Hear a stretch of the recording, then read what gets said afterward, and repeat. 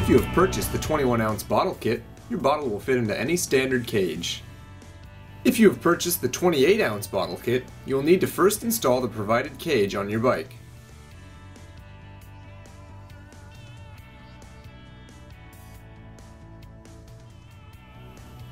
Then, you must feed your tubing through your handlebars and attach it to the bottle.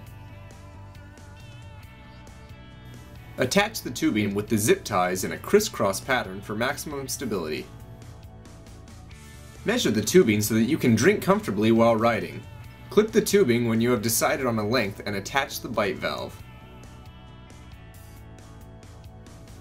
FLEXR's easy-to-use valve allows riders to swap out bottles on the go.